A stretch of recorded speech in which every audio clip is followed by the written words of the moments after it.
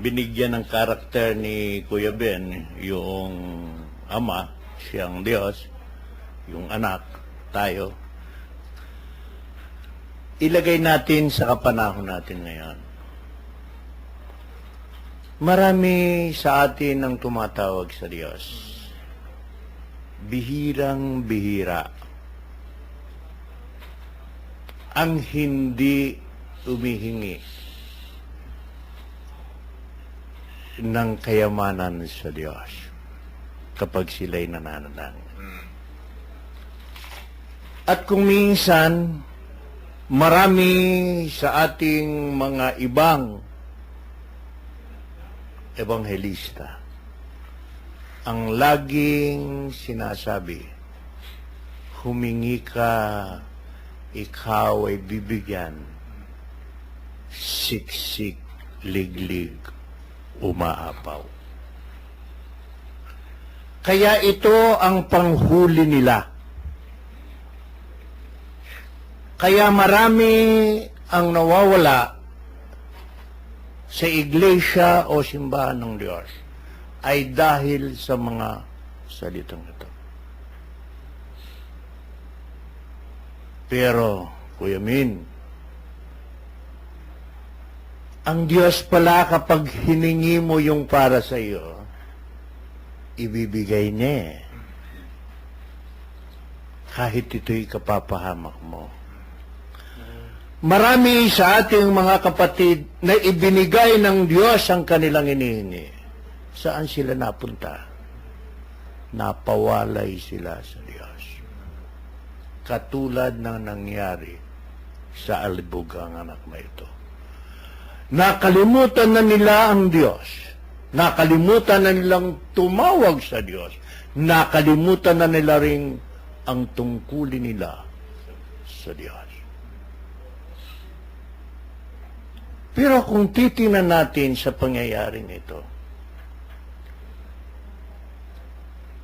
ang Diyos ay walang hanggan ang kanyang pagmamahal sa ating lahat. Nung makilala ng batang ito o ng taong ito ang kanyang pagkukulang sa Diyos,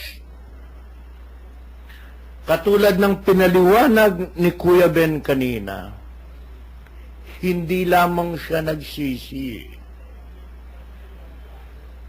kundi itinuring niya ang kanyang sarili na alipin pa, hindi na anak eh.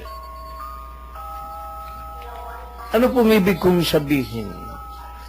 Ang ibig kong sabihin, kung tayo ay magsisi, talikdan ang ating mga pagkakasala, at makipagkasundo tayong muli sa Diyos, walang tayong alalahanin, tatanggapin tayo ng Diyos, ibabalik tayo sa kanyang sinapupunan at susuutan pa tayo ng singsing.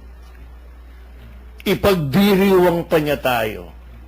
Subalit ang karamihan, nakakalungkot, hindi na nakababalik, kundi nagagalit na sila sa Diyos. Dahil binigyan nga sila, pero pinabayaan naman sila na gastusin yun. Kasalanan ba ng Diyos yun? Hindi.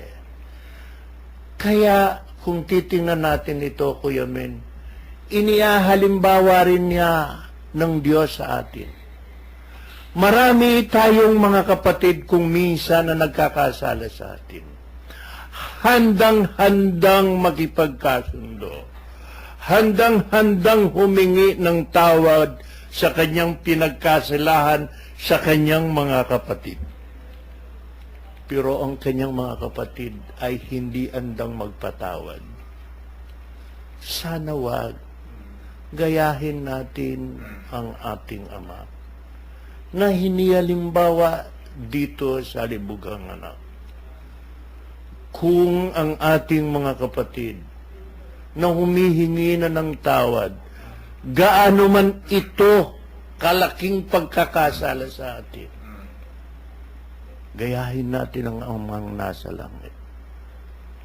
Nayakapin natin, tanggapin natin muli, upang tayo ay maging tunay na anak ng Diyos. Amen.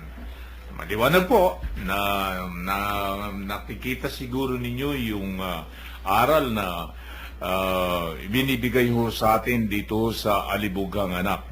Ang pinakamaimportante ho rito kung nagkasala ho ang ating kapwa at ay lumihingi ng tawad ho sa atin, abay, ang sabi nga ro sa ilang bang beses, 77 ulit.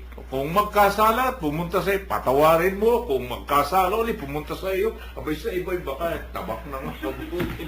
Hindi na po pwede. Yan ang tendency ng tao. Pero hindi ho yan, binabalik, inaalis nga ng Diyos yan yung mag-iinit ang ulo nung may pinanghihingian pa ng tawad. Okay. Ito ho yung pangalawa ho sa chapter 15 ng verse 25 na ho tayo. Nasa bukid noon ang anak na panganay, umuwi siya at nang malapit na sa bahay ay narinig niya ang tugtugan at sayawan. Tinawag niya ang isa sa mga alila at tinanong, bakit? May ano sa atin? Dumating po ang inyong kapatid, tugon ng alila. Ipinapatay ng inyong ama ang pinatabang guya sapagkat nagbalik siyang buhay at walang sakit. Nagalit ang panganay at ayaw itong pumasok sa bahay. Kaya lumabas ang kanyang ama at inamu-amu siya. Ngunit sinabi nito, pinaglingkuran ko kayo po sa loob ng maraming taon at kailan may hindi ko kayo sinuway. Ngunit ni minsay hindi ninyo ako binigyan ng kahit isang bisirong kambing para magkatuwaan kami ng aking mga kaibigan. Subalit nang dumating ang anak ninyong lumustay ng inyong kabuhayan sa masasamang babae, ipinapagpatay pa ninyo ng pinatabang guya? Sumagot ang ama, anak, lagi kitang kapiling, ang lahat ng ari-arian ko'y sa iyo, ngunit dapat tayo magsaya at magala, sapagkat namatay na ang kapatid mo, ngunit muling nabuhay, nawala, ngunit muling nasumpungan. Ito ho'y yung pangalawang parte dito ho sa Alibughang Anak. Yung yun hong aksyon hong isinagawa rito ng kapatid naman.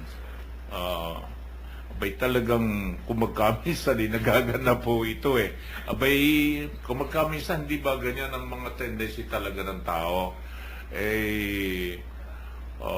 Sa mga magkakapatid na lamang makikita mo kapag merong isang medyo nalilihis na landas at ito'y bumalik sa magulang at ito'y kung ano-ano nang mapapakinggan ng ibang mga kapatid sinasabi nun sa magulang, pambihira naman kayo, yung anak ninyong yan ganito na nga ang ginawa sa inyo, ganyan pa kayo, dito yan ang nangyayari. Pero yung tugon dito ng magulang, yun ang tugon ng Diyos Anong masasabi po yun?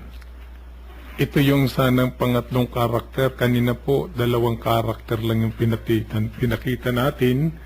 At yung pangatlong karakter, ito yun Yung panganay na anak. Ito yung nangyayari kahit sa simbahan sa ngayon. Yung po bang mga matatagal na sa simbahan na naglilingkod, nakaw, lahat sinasabi. Ipinamumukha pa nga Mabuti nga lang kung yung sinasabi lang yung kanilang pinagagagawa.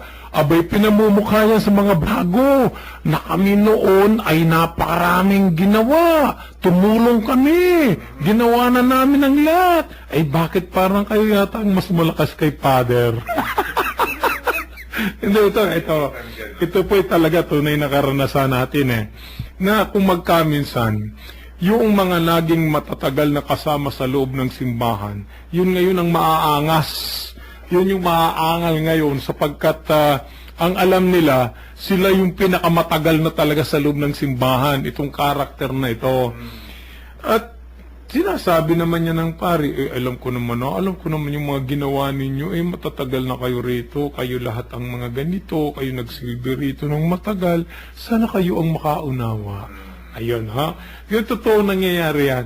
Maging sa ating pamilya, sa mga pamilya nga, gaya ng sinabi niyo, Kuya Men, napakarami ang ganito magpunaan ng magkakapatid Lalong-lalo na kung may black sheep na tinatawag. Yung black sheep kasi, makikita po natin yung lalayasan ng kanilang pamilya, hihiwalayan, at meron siyang sariling kaisipan sa kanyang sariling buhay.